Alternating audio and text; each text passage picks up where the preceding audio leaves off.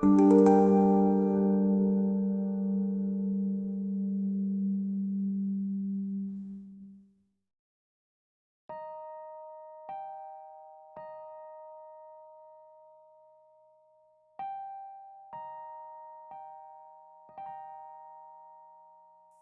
next day, Daniel and I got ready.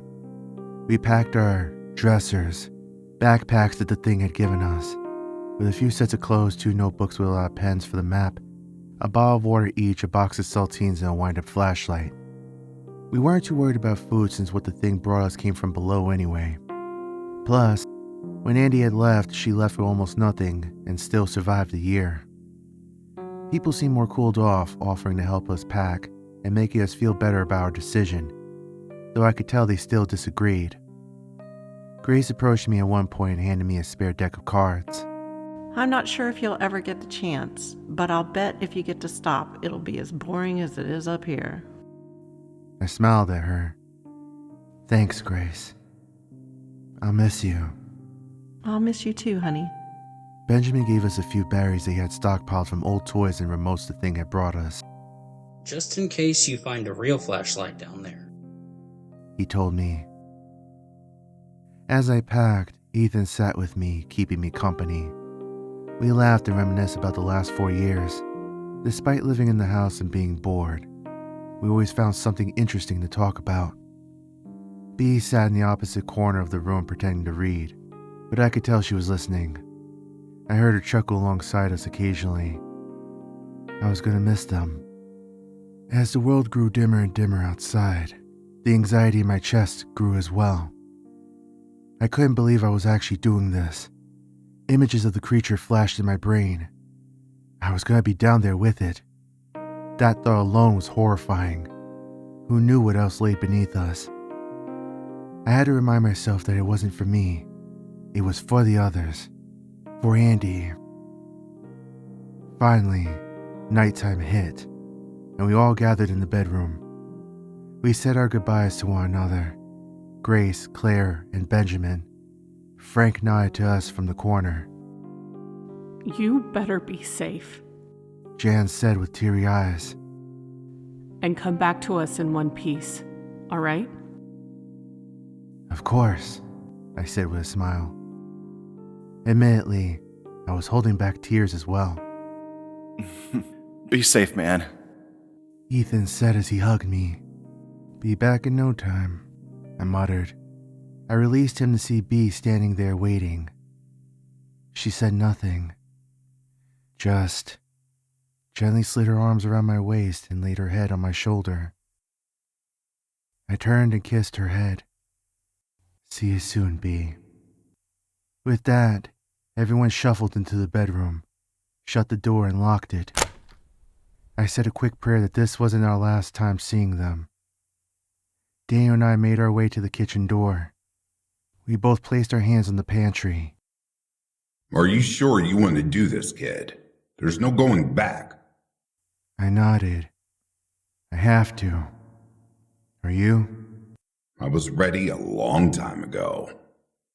Together, we silently slid the pantry to the side and swung open the door.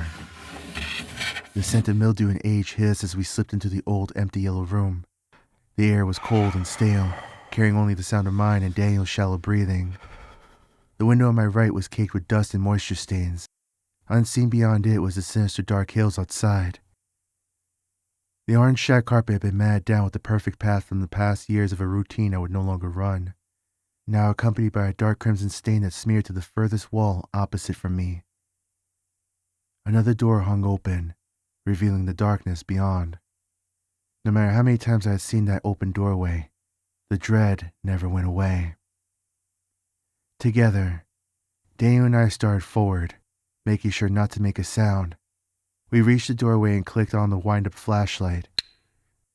We stepped into the balcony in the room beyond and shone the light into the lounge below, making sure the thing wasn't there waiting for us. When we felt the coast was clear, we turned to one another, made brief eye contact, then crept down the stairs and into the darkness beneath us.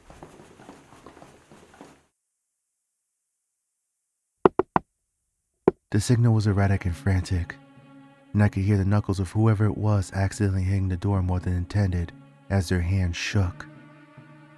Benjamin stepped forward carefully and slowly opened the barrier. Daniel stood waiting in the hall, covered in sweat and clutching the laundry basket filled with various objects. He was alone. What happened? Jan asked from behind Ben. Her voice grew nervous. Where's Matt?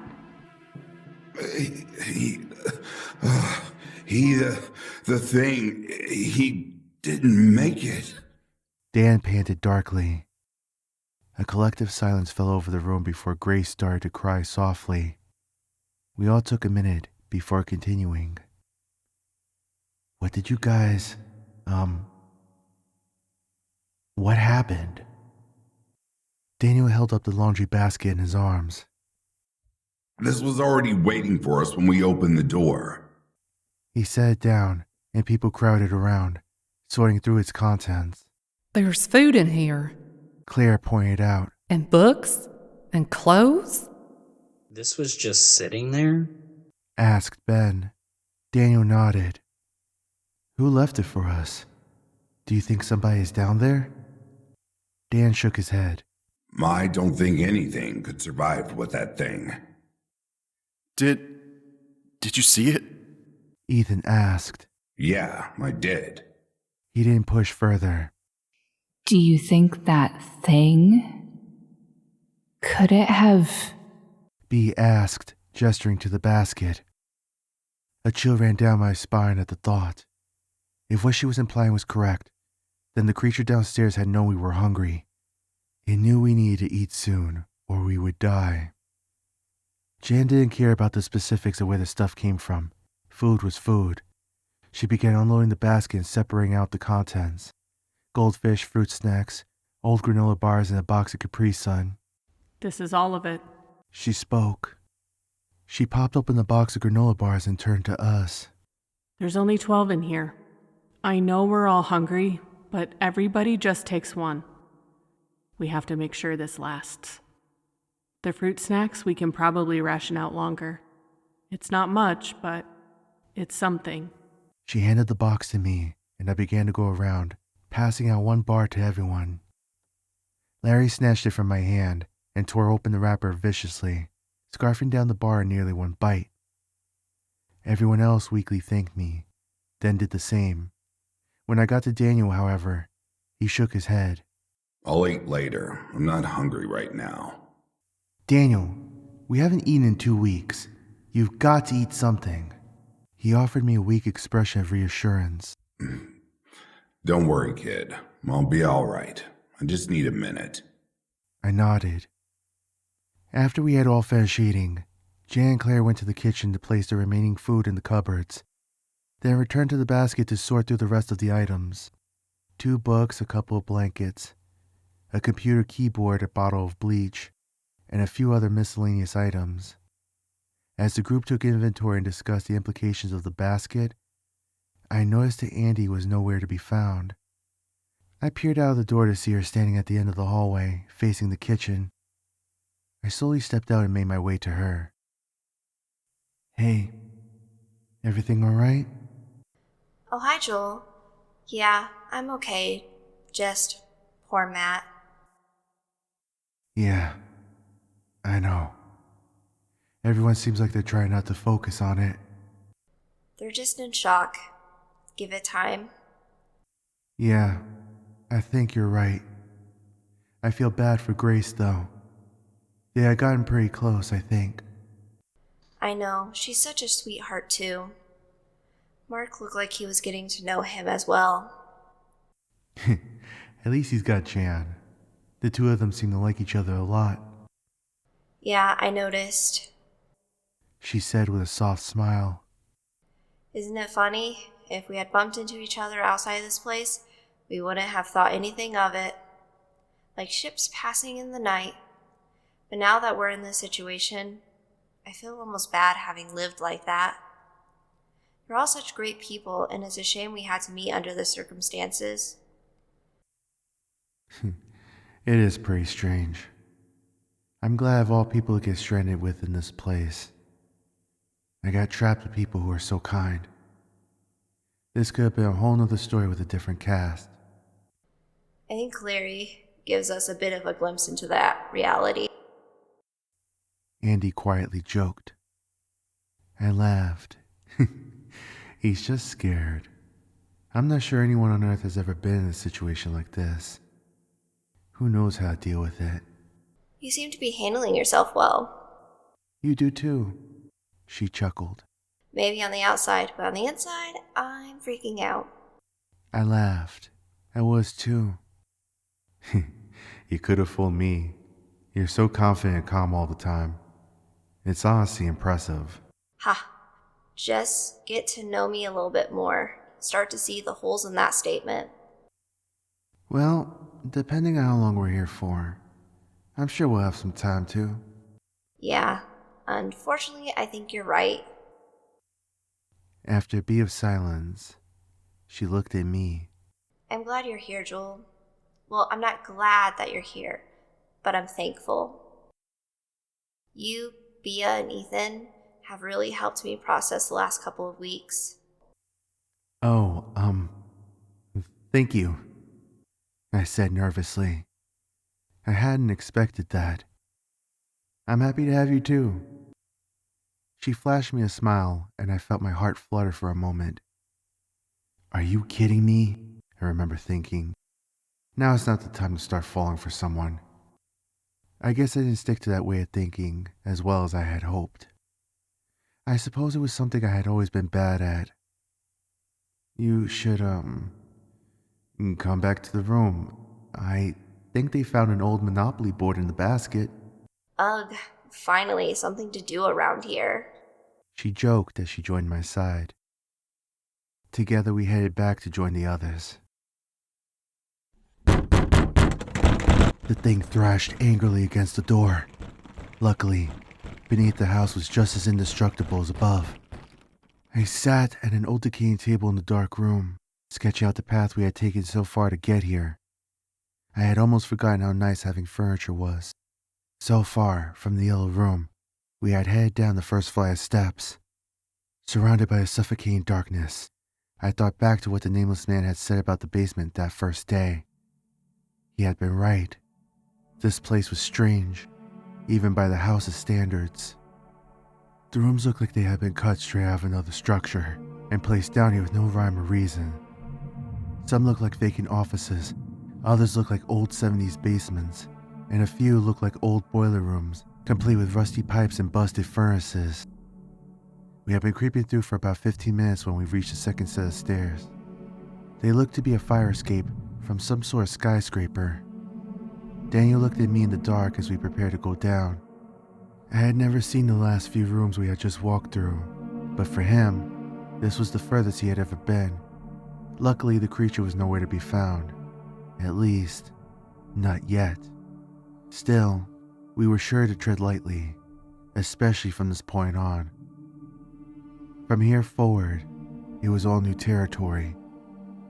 We took our first steps into the darkness, moving carefully and making sure to only use the flashlight when we needed to. We did so by only clicking it on for a few seconds, gathering what information we needed, then clicking off and moving through the area in the dark. This was for two reasons. The first was because the flashlight was wind-up powered. Its battery wasn't the strongest, and if it ran out, we would have to rewind it. Winding the light was not a quiet task. The second was because, while we couldn't see in the dark of the house, we knew that whatever was down here could definitely see us. If we were shining the light down every corridor, anything in the dark would undoubtedly see us before we heard it. We stepped slowly down the cold steps, clinging to the railing so as not to fall. Landing after landing, we descended, stopping to listen occasionally for the creature. As I focused on the sound of our footsteps against the stone, the realization of the entire situation suddenly hit me like a ton of bricks. I was below the house. I was in the place where the monsters lived. My chest began to feel like it had whenever I stepped outside the sunroom, the feeling that I was in a space I wasn't supposed to be. These halls weren't safe. The creature was around here somewhere. Who knew what else might call this part of the house home? I felt my feet try to glue themselves in place, but I urged them onward. I had already made my choice to come down here. There was no turning back now. Every time they tried to stop again, I forced myself to think of Andy, alone here in the dark. After that, I couldn't possibly stop. After about 20 minutes of descending, we noticed a light at the bottom of the stairs. Growing closer, we reached the doorway that awaited us and very carefully peeked inside. It appeared to be a hotel lobby. It was large and vacant, with old pop art rotting on its walls and damp, moldy patterned carpet beneath us. White fluorescent bulbs hummed with life, and yet the scene before us was completely dead. No sound, no movement. In front of us was a desk with papers scattered about, and behind it, we could see a dark room whose door was ajar. Daniel and I looked at one another, both acknowledging the strangeness of the buzzing lights above us. Every room so far had been shrouded in darkness. Was someone here? We entered slowly into the room, checking down the long halls that branched off from it to make sure nothing else was with us. As I scanned by the front desk once again, I noticed something by the dark doorway. Next to the opening, written in Sharpie on the wall, were the words, "Safe room." Psst! I gently called to Daniel. He looked over and I nodded to the writing, then made a confused expression. He made his way over to me, then together, we moved closer to the desk. We didn't dare step beyond it, or get too close to the door. After all, we knew it could be some sort of trap. However, upon closer inspection, the handwriting looked neat, clean, intentional. When I imagined what the creature's script would look like, those were the last things that came to mind. I lifted the flashlight in my hand, extended my arm over the desk, and clicked it on. Light flooded the room ahead, and within was what looked like an office. More desks, papers, a rack of key cards, and a printer. Another door within led to what looked like a break room. Nothing living inside as far as we could see. I held up my hand to Daniel and stepped around the desk. I peered into the room, then made my way further inside to the next. The break room was empty as well, save for some vending machines, chairs, and tables. As I headed back out of the space, I saw that the door locked from the inside, and it suddenly clicked. Safe room! As I stepped out of the doorway to signal Daniel, I felt my foot step on something that gave slight resistance before going slack. I looked down, and in an instant traced the source. A phone cord that had been buried by discarded papers, running up to a phone on the desk. My heart sank as I watched the black plastic phone get yanked off of the surface and clatter to the ground with a loud snap. The sound echoed through the halls, and Daniel and I looked at each other and waited. Silence. Nothing but the ringing in our ears and the sound of our heartbeats. Dan shot me a look of daggers, and I mouthed the word, "Sorry." Just then, I caught something to my left, movement down one of the corridors. I snapped my head in the direction, and my heart nearly leapt from my throat. The creature's head was looking around the corner, its horrific eyes peering at me from behind its sinister mask. Before I even had time to warn Daniel, the thing squealed like a banshee and began to charge down the hall, banging on the xylophone beneath its skin. I knew the thing was fast, but I had never seen it actually run before. It crawled on all fours, putting its arms far out in front of itself and then yanking its bottom half forward. Somehow, even moving like this, it moved at an alarming rate. "Come on!" I yelled, gesturing to the room. Daniel wasted no time by walking. He leaped straight over the desk and dashed inside. I whipped around and slammed the door shut, jamming the lock into place. Not even a second later, I heard the thing collide with the door. We both panted before Daniel chuckled to himself. I guess some things just never change, huh? I finished drawing the break room, then closed the notebook and slipped it back into the bag. By this point, the creature had finally given up and crawled off somewhere down the halls. We still decided that it would be best to stay the night in the room. Andy must have marked this place on her way through, I said. I wonder if she did that with more rooms. She probably did. She was always looking out for us. Probably did it in case she'd... Dan hesitated. In case she didn't make it back. That way we all have a chance if we ever followed. Yeah, I replied. A tiny smile crept over my face. That sounds like her. When we woke up next, we carefully peered out the door and listened very carefully for about 5 minutes. When we confirmed that the thing downstairs wasn't in the area, we slipped out and continued onward. Admittedly, it wasn't too hard to find our way. On the floor, Andy had left a trail of blood from wherever she had been injured, all the way back up to the house. Daniel followed the crimson path and led, but I couldn't bear to look at it. Every time I did, all I could imagine was her, injured and scared, staggering her way back up to the room.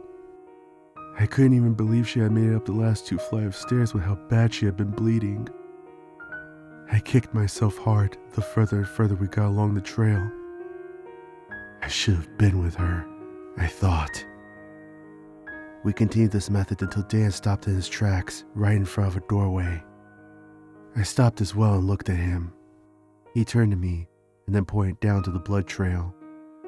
I hesitated, but forced myself to look, and when I did, I was confused by what I saw. Right where the 2 rooms connected, cut off at the carpet seam, the blood stopped. There wasn't a trace beyond the doorway. It was as if someone had seen the stains and replaced the carpet. Dan looked at me and I looked at him, and then he shrugged and continued onward. We couldn't do much, and trying to understand would just leave us standing there. From here on out, we were flying blind. We could discuss later. The second basement was much larger than the first. However, a few were lit with fluorescent lights on this floor. We had been walking for about an hour before we found another staircase down, although we no longer had a guide, so we made some wrong turns along the way. I had to occasionally sketch the map while we walked to not forget our path before I could record again. We prepared at the top of the steps, then made our way through the same way we had with the last. However, when we clicked the flashlight on at the bottom, we saw more writing beside the doorway.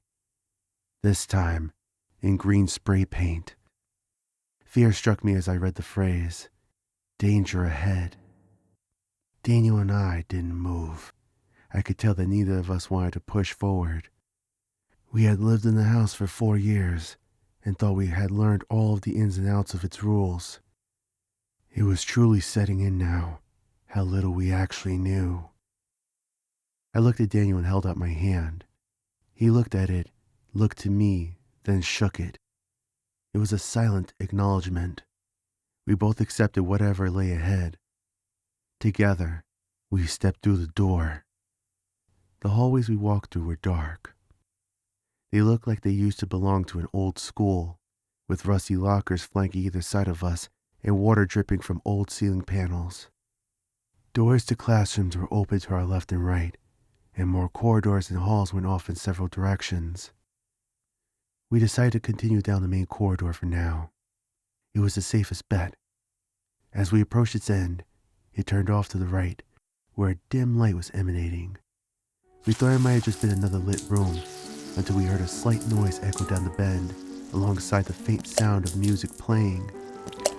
It was an odd sound, and it took my brain a second to register it. It was wet and squishy, with seemingly no rhythm and lasting only a few seconds at a time. Daniel and I were immediately set on alert. We knew that any sound at all was not good. We crept to the edge of the corridor and peeked around the corner, using the side of the lockers for cover. It may not have been the wisest decision. Still, adamantly, I think it was morbid curiosity that got the better of us. We didn't know what else could be below the house, and we wanted to know what we were up against. The room at the end of the hall looked like a dance studio. It was large and open, and the wall that we could see was covered in cracked and dirty mirrors.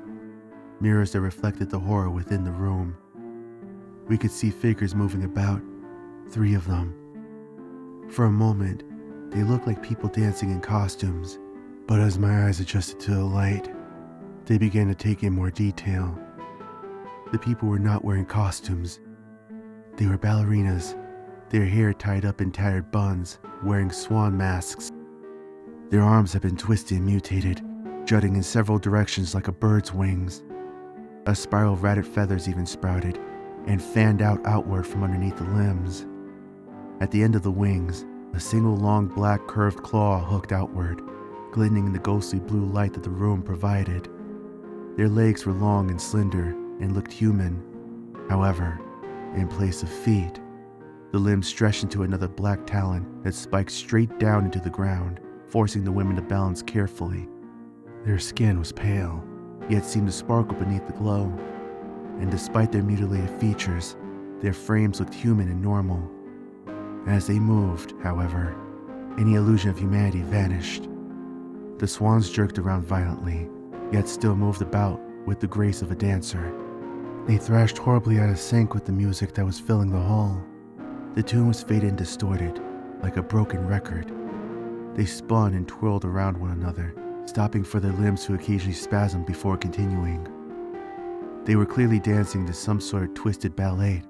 Their movements were fluid on their knife-like feet, and I found myself strangely fascinated by them. That fascination was interrupted as one of the ballerinas twirled toward another, thrust out its arm, and revealed the source of the sound we had been hearing. The black claw of the woman slid effortlessly into another ballerina's torso, piercing her silver leotard. The impaled swan winced at the attack but made no audible sound. In one quick motion, the first woman wrenched her arm upward hard, sending blood flying and completely gutting the second dancer. That was all Daniel and I needed to see. We ducked back around the corner and looked at each other. I stared at him with a, "Did you just see that?" face? And he glared back with a, "Are you kidding? It's always something" expression. Despite both of our reactions, it was now clear that we would not be going down that hallway. I went to move down the corridor, but Daniel stopped me. He shook his head. Did you not see the door? He whispered. What door? The door behind them. I glanced back around the corner and suddenly saw what he meant. There was a doorway behind them, and unfortunately a sign to go with it. Stairs. I turned back to Dan and gritted my teeth. What's the plan? I'm not sure. Maybe there's another staircase. There could be, but so far there's only been one per floor. We walked nearly all the second floor and never found another set of stairs. You're right. Daniel muttered, biting his cheek. Maybe we can sneak by them. I gave him a nervous look, but the more I thought about it, the more I realized it was most likely our only option. It was just a matter of how. There was no way we could sneak through the room. That was certain. I turned around and glanced at the lockers. Silently, I stood and placed my hand on one of the latches, then lifted. I tried the next one. Same thing. I tried one more. I slowly swung the locker open, being sure not to let the hinge creak, then looked inside. It was certainly big enough for a person to fit in. Maybe we could make noise down the hall. They'll probably go check it out.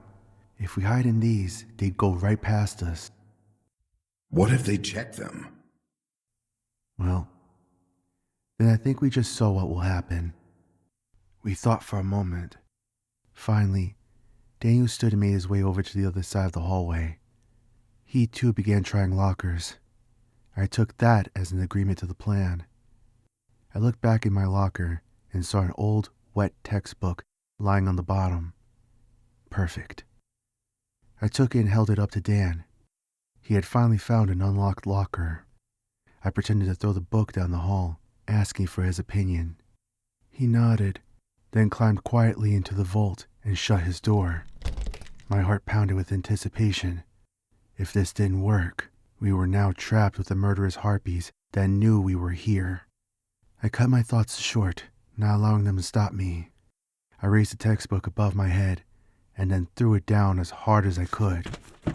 A thunderous boom echoed down the halls, and I quickly kicked the book, sending it sailing down the corridor and into the dark. I spun around, stepped into the locker, and shut the door. Not more than a few seconds later, I saw a shimmer appear in the corner of the locker slates. They were passing by, more than we had initially seen. The first one that passed looked different than the others. It had the same features, but it wore a black leotard instead of silver. It danced much faster, as if eager to find the sound. I saw even more enter from the doorways of the classrooms and other hallways. I was glad we hadn't chosen to hide there. Their movements were haunting in the silence, and I held my breath so they wouldn't hear me. Their feet touched the ground without making a sound, and I couldn't hear them breathing at all. As they passed by, I watched one ballerina bump into another. Immediately, several other swans turned on the woman and began to attack her, slicing through her skin like a hot knife through butter. She fell in a mangled heap in the middle of the hall, right in front of my locker. I watched as the rest continued on their horrific dance, some stabbing into the collapsed dancer with their needle toes. I knew they were monsters, but I still, for some reason, felt sorry for the fallen ones. I peered down the hallway the best I could through the vent in the locker. I watched as the back of the line stopped for a moment, and then the girls began to fan out. In groups, they danced and leaped through the halls, heading down the other corridor of the floor. They were looking for us. I waited until I no longer saw anything, then chanced to open my locker. I peeped through the crack in the door and looked down the hall. No sign of them. Daniel saw me open my door and climbed out of his locker. We crouched low and hastily began to head for the dance studio.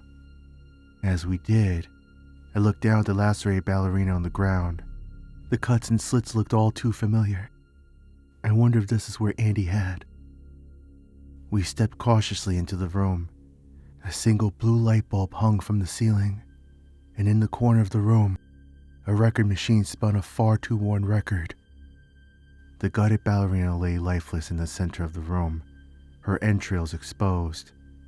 I wondered how there were so many, if they killed each other so often. The singer's voice was distorted and muffled. On the other side of the studio, some more hallways went off into the darkness. It seemed all roads led back to this room. There were doors on all entrances, but it would have been pointless to try and shut them. Their locks needed a key to be turned. Daniel rushed over to the door to the stairs and tried the handle. No. What is it? I whispered. The door. It's locked. What? I cried in shock. How? I don't know. It just is. I felt my body tense as I balled my hands into tight fists. There had to be a way through. Our journey was not going to end this soon, especially since we had set a search party on the entire area. It was this way or no way at all. Joe, come on. We can't just stand here. There has to be a way through. You know the rules of the house as much as I do. If a door's locked, it stays locked. I had nothing to say. I knew he was right. Let's just find a safe place and think this out. Yeah, I said defeatedly. Yeah, all right. Just then, I saw something moving in the reflection of the mirror behind Daniel. I watched as the ballerina on the floor began to twitch. Slowly its arms moved outward, as it began to prop itself back up. Dan? I see it. Run!